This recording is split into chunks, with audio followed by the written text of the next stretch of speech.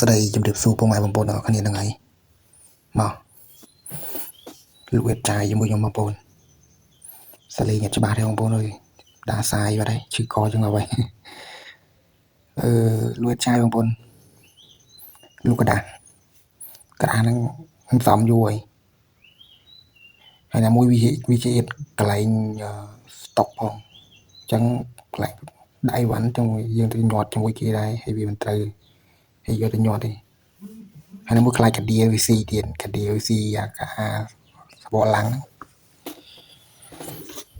ចឹងយើងលក់បដោយទេបងប្អូនហើយដំបងຕົកស្មើតែថ្លៃ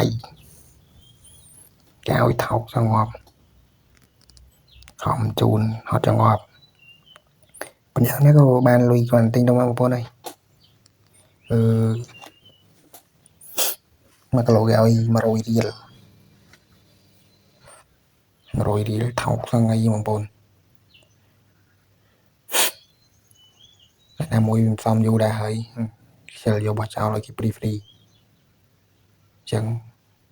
គេមិនសមទេឲ្យបានច្រើនបន្តិចបានច្រើនណាបងប្អូន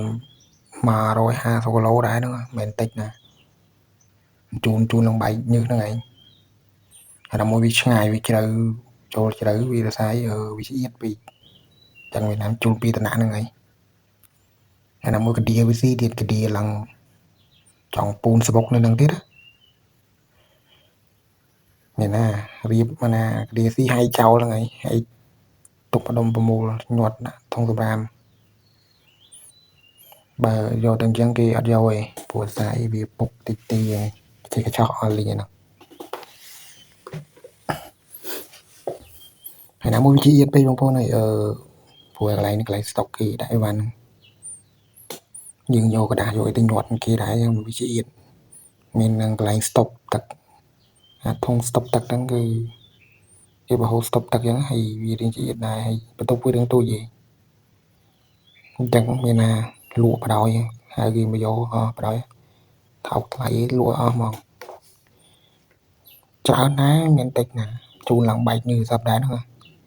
ហើយណាមកផ្សំគ្នាជាមួយកំប៉ុងដែរមានកំប៉ុងមានអីហ្នឹងគាត់បានទិញនំហូបដែរបងប្អូនអើយតែបានច្រើនហ្នឹងគាត់ថា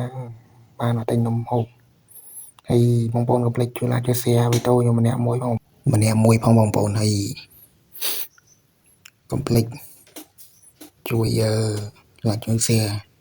វីដេអូខ្ញុំម្នាក់មួយផងបងប្អូនខ្ញុំមានកម្លាំងចិត្តធ្វើវីដេអូឲ្យបងប្អូនទស្សនាបន្តទៀតចឹងបងប្អូនហើយចិត្តតែមិនសមដល់បងប្អូននេះមួយថ្ងៃបន្តិចមែនទេនេះមិនមួយថ្ងៃទី3ថ្ងៃមានស្ពកឡើងនឹងម្ដងចឹងហ្នឹងហើយច្រើនដែរហ្នឹងម្ដងហើយជា2 គីឡូ3 គីឡូចឹងច្រើនដែរចឹងគេមិនសមទុកទៅជិលយកទៅឲ្យគេព្រីចឹងសមទៅបានច្រើនដែរហើយណាមួយវាគ្មានកន្លែងដាក់ផងបងប្អូនអើយមិនតិចណាបងប្អូនច្រើនហើយណាមួយដាក់ខាងក្រៅអត់បានទេខ្លាចមេឃភ្លៀងមកលួយអស់ស្ពកឡាំងមិនដូចកំប៉ុងទេកំប៉ុងអាចដាក់ខាងក្រៅបាន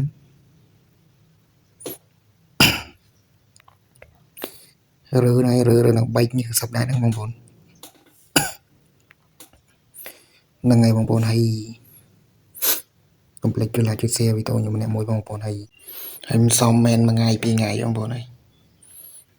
2 ខែណាពលសាយទុកយកខ្លាចវាកាឌីវាស៊ីអស់មើលឡើងចង់មកពូនទៅស្បុកឡើងចង់ឲ្យចោះឡើងធ្លុះតិចទីយកលីងហ្នឹងហើយអាហ្នឹងឯងចេះខ្ញុំលក់តហ្នឹងមិនមកຕົកទៀតហ្នឹងគ្មានបាននេះទេបានតែណែនស្តុកគេណែនតែបន្ទប់គេហ្នឹងឯងហ្នឹងហើយបងប្អូនវីដេអូខ្ញុំមានតែប៉ុណ្្នឹងទេហើយកុំភ្លេចជួយ like ជួយ share វីដេអូខ្ញុំម្នាក់មួយបងប្អូនជួយលើកទឹកចិត្តខ្ញុំឲ្យមានកម្លាំងចិត្តធ្វើវីដេអូឲ្យបងប្អូនទស្សនាបន្តទៀតចឹងបងប្អូន